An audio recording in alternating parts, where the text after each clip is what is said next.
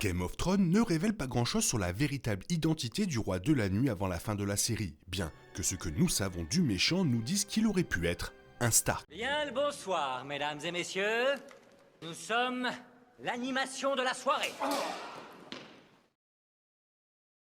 De toutes les grandes maisons de Westeros, la maison Stark est l'une des plus importantes de Game of Thrones. Les Stark jouent un rôle central dans les livres de George W.R. Martin et cela se retrouve dans l'adaptation télévisée de HBO. Ils sont fortement impliqués dans la défaite du roi de la nuit dans la série, mais plusieurs Stark semblent également avoir un lien avec lui. Malheureusement, Game of Thrones ne précise jamais cela, ne montrant qu'un bref aperçu de l'origine du roi de la nuit au cours de la saison 6. La vision de Bran dans l'épisode 5 de la saison 6 ne révèle pas exactement qui est le méchant. Cependant, cela confirme qu'il était humain. Combiné avec ce que nous savons sur le roi de la nuit grâce au livre A Song of Ice and Fire, il semble plausible que l'homme qui est devenu l'ennemi glacial des Stark était autrefois un Stark. C'est certainement une meilleure théorie que le fait que le roi de la nuit soit un Targaryen, car il y a plus de preuves à l'appui. Lorsque la corneille à 3 yeux montre la création du roi de la nuit à Bran, les téléspectateurs ont un aperçu d'un humain qui est presque certainement l'un des premiers hommes, et cela signifie qu'il est possible qu'il soit en fait un Stark. Les Stark font partie des plus anciennes maisons de Westeros et sont les descendants des premiers hommes, contrairement à la maison Targaryen qui émerge bien plus tard que les premiers hommes et le roi de la nuit, les ancêtres des Stark seraient là lorsque ce flashback crucial aurait lieu. Et en se basant uniquement sur l'apparence, il est facile d'imaginer que l'homme dans la vision de Bran est lié au Stark. Il présente une ressemblance frappante avec des personnages comme Robb et Rickon et il semble définitivement venir du Nord. Le fait que le roi de la nuit soit un Stark expliquerait également le fait qu'il ait des liens avec plusieurs d'entre eux tout au long de la série. Jon est son plus grand rival, il court après Bran et Arya est finalement celui qui le bat. Un lien familial entre ces personnages ajoute une couche intéressante à leur histoire, suggérant une motivation plus profonde pour les actions du roi de la nuit. Alors que Game of Thrones n'offre que des indices subtils selon lesquels le roi de la nuit est connecté au Stark, les livres soutiennent plus complètement cette théorie. La version du personnage qui apparaît dans A Song of Ice and Fire s'appelle le roi de la nuit et n'est pas le même que le méchant glacial que nous rencontrons dans la série HBO. Cependant, les noms similaires suggèrent que celui-ci est au moins en partie basé sur le personnage de Martin et son histoire est plus clairement liée à celle des Stark.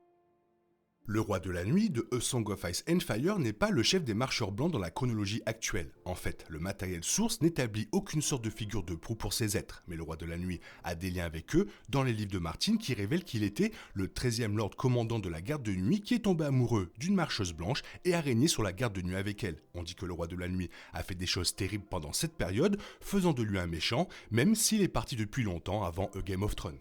Les légendes du roi de la nuit dans les livres ne confirment pas de quelle maison il est originaire, mais il semble plausible qu'il soit un Stark. D'une part, les Stark ont une longue histoire avec la garde, et plusieurs d'entre eux ont été lord commandant du groupe. De plus, Bran se souvient des affirmations de vieille Nan, selon lesquelles le roi de la nuit était un Stark dans A Storm of Sword. Elle lui dit que le roi de la nuit était le frère de Brandon le Briseur, le roi Stark qui a aidé à le vaincre. Cela n'est jamais confirmé, mais cela ajoute une jolie symétrie à leur histoire. En supposant que le roi de la nuit dans Game of Thrones soit une autre version de ce personnage, cela donne également un sens à son désir de tuer des Stark. Il s'en prend à Bran, qui porte le même nom que son prétendu frère, et les regards qu'il lance à Jon suggèrent un certain niveau d'animosité. Si le roi de la nuit cherche réellement à se venger dans la série HBO, la légende de Nan explique pourquoi. Le fait que Brandon le Briseur fasse équipe avec le peuple libre, mais également clairement un parallèle Jon unissant ses forces avec les sauvageons, peut-être que le lien familial issu de la légende perdure également.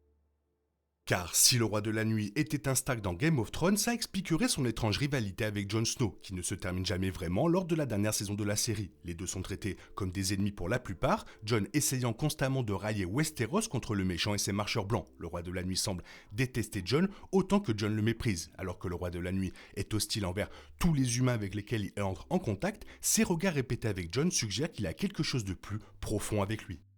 Le roi de la nuit étant un Stark expliquerait la colère et le ressentiment qu'il semble ressentir envers Jon, ajoutant une couche intéressante à leur dynamique. Si le roi de la nuit a une histoire similaire à celle du roi de la nuit de Song of Ice and Fire, il est possible qu'il veut même se venger des membres de sa famille et des habitants du Nord qui lui ont fait du tort. C'est peut-être la raison pour laquelle il poursuit sans relâche Bran, ainsi que la raison pour laquelle il semble détester Jon. Bien sûr, les tensions entre lui et Jon pourraient également provenir de la façon dont il se reflète.